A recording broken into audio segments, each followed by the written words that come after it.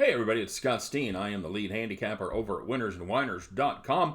Winnersandwhiners.com is the preeminent site in the world for predictive sports analysis on every sporting event going on in America every single day. That's right, every game, every day, always free. Check out winnersandwhiners.com. You will not find a more insightful preview and prediction of these games anywhere on the interwebs. I challenge you to go find it.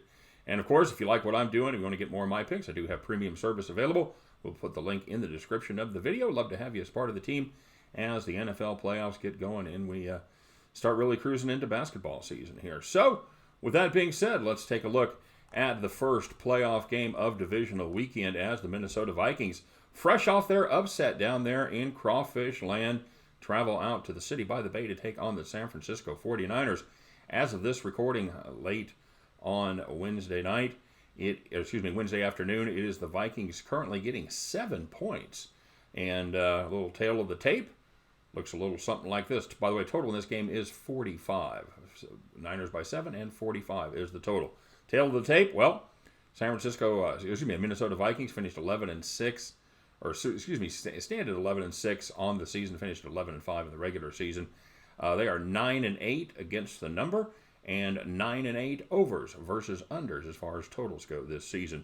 San Francisco 49ers, they are the 1 seed. They won the NFC West with a 13-3 straight-up record. They went 9-6-1 against the number, and overs hit 8 times versus 7 unders and 1 push for the totals and the Niners. Hey, you like that? Oh, that's just the greatest.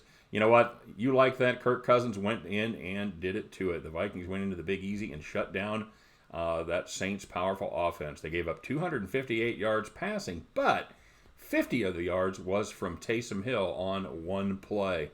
They gave up 92 yards rushing, but again, 50 yards came from Taysom Hill on 4 carries. So first, the good news for the Vikings, they're done facing Taysom Hill for the season, so that's a good thing. The bad news, well, now they get a 49ers offense that has a ton of weapons in the passing and running game as well. Niners first in the NFC in scoring. They were second overall to Baltimore, putting up 29.9 points per game. They were fifth in yards per play at 6.0 yards per play, and second in rushing, again, to the Baltimore Ravens. 13th in passing, as they definitely struggled, especially early in the season, to throw the ball. And the Niners, they have run almost a 50-50 mix, 478 passes on the season versus 498 runs. But the big difference to their passing game has been the acquisition of Emmanuel Sanders from the Denver Broncos. Before they got Sanders in the 8th game, the first 7 games, the Niners averaged 175.8 yards per game in passing. After Sanders, 250. That pretty much sums it up right there. As far as the running game goes, they have a 3-headed monster in the backfield. Devin Mustard and Tevin Coleman each had 137 carries, while Matt Breida had 123. Now, Breida has kind of been the forgotten man lately. He started 5 of the first 7, but over the last 4 games, he has just 14 carries for 79 yards. He has averaged 73 yards, 73 in the first 12 games as far as Mostert goes. But over the last 5, he had 64 carries, 12.8. I kind of muddled through that, so let's do that one more time. Devin Mostert has pretty much become the feature back here lately. Over the first 12 games, just 6.1 carries per game. And over the last 5 games, 12.8, almost 13 carries per game. And that is a heck of a difference. And he's been putting up the numbers. He's been getting it done. He has averaged 5.9 yards per carry over that last 5-game stretch. Now, despite starting each of the last 5 games, Tevin Coleman is really a starter in name only. He's only been getting 4.5 carries per game. This is really about Devin Mostert right now. Now, let's see. The Vikings pass rush defense, well, they've been pretty in the middle of the pack. They did a nice job on Kamara, like we talked about last weekend. But now they get a whole different scheme. And like I said, guys that can get it done, they all have their own particular skill set there. They've, as far as the regular season goes, pretty much middle of the pack. Once again, they gave up 4.3 yards per carry to the Vikings. That was 18th, and 108 yards rushing per game. That was good for 13th. They're once again On the defensive side, they're going to be light. They're going to be without McKenzie, and they're going to be without Hughes. They're in the defensive backfield as far as their cornerbacks goes. But good news for the Vikings.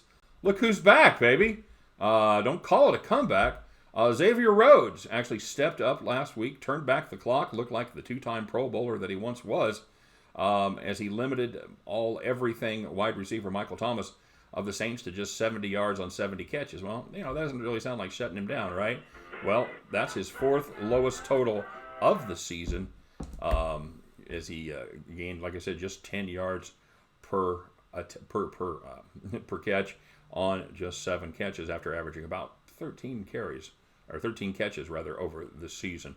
Now he's going to match up with Emmanuel Sanders here, but what they do with the Sanders, and I wouldn't be surprised to see it again, is they'll like to put him in the slot. He played that a lot at Denver, and he's very comfortable running out of the slot and trying to avoid the matchup with Xavier Rhodes. And for me, the biggest factor for the Niners defense is going to be their ability to stop Dalvin Cook. He had 94 yards last week. Not a fantastic day. Averaged right at 4 yards a carry. Minnesota had 137 rushing yards overall. But here's what Cook did. He was absolutely critical in getting nice gains on first down, 5-6 yards to keep the Minnesota offense and Kirk Cousins ahead of the chains, and that kept the pressure off of Cousins. And let's face it, guys, there's a lot of throws that are going to be open downfield on 2nd and 6 that are going to be much tougher to find that window when it's 3rd and 10, all right? They bring in the 6th defensive back, and a lot of different things happen, including letting your defensive line tee off as far as rushing the passer. The Niners, they allow 4.5 yards per carry as far as their rush defense goes. And like I said, it's going to be absolutely critical to shut down Dalvin Cook early in the series to keep Cousins and that Minnesota offense behind the chains.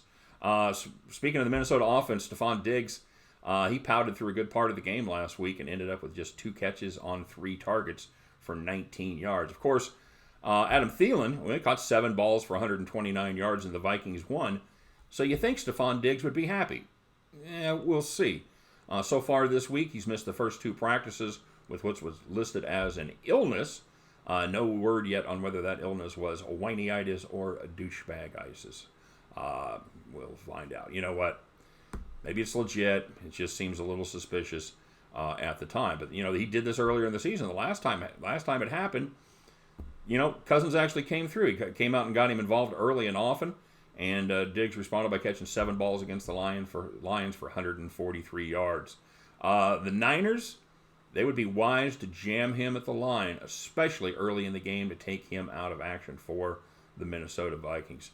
Both of these teams can get after the passer a little bit. They both had 48 sacks on the season. Minnesota actually did a little better job at protecting the quarterback, as they gave up just 28 sacks compared to 37 for the Niners' offensive line, which has been banged up much of the year, but seems to be healthy, including Joe Staley playing back at his all-pro level at the left tackle position. The other thing that's going to be key for the Vikings defense here is shutting down the tight end position. The Vikings did a good job last week with Jared Cook of the New Orleans Saints. They gave up 5 catches for 54 yards. But with Kittle, they're definitely stepping up a level in competition right there. Now, I think they're going to be able to get a hat on Kittle. I think they're going to be able to keep him from busting off the big ones. It's George Kittle. He's going to get his yards, no question about it. You're not going to be able to shut down all these weapons for the San Francisco 49ers. But on the other side of the ball, the Niners have had a kind of a habit of playing down to their level of competition, especially at home. I think the Niners do just enough here to get the win. But honestly, I think the 7 points, it's too many points. Vikings, now they're 5-4 against the spread on the road this season, while San Francisco just 3-4-1 at home against the number there in Levi Stadium. To further make the case, number 1 seeds are just 22-10 straight up, but 11-20-1 against the spread going back to 2004. How do they do against the 6 seeds? Well, it gets even worse. What the number 1 seeds against the 6 seeds in that divisional round, the home teams are 8-5 straight up, and just 3-9-1 against the spread since 2006. Now remember, this isn't necessarily an indication of how the teams are going to play as far as winning the game. It's an indication of how the market perceives those teams that are coming in after winning in Wild Card Weekend. And as we've seen, just from those stats, the wild card winning teams playing the teams coming off a bye have been traditionally undervalued. And I think we've got that case again here in this one.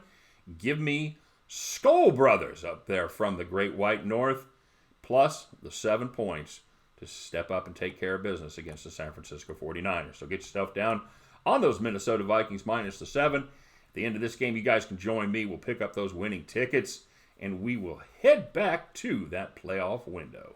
All right, you guys, good luck on all of your plays. Appreciate you watching. Again, don't forget to like. Don't forget to subscribe to the channel if you don't do so already. We sure appreciate the effort, and we'll see you next time. Take care.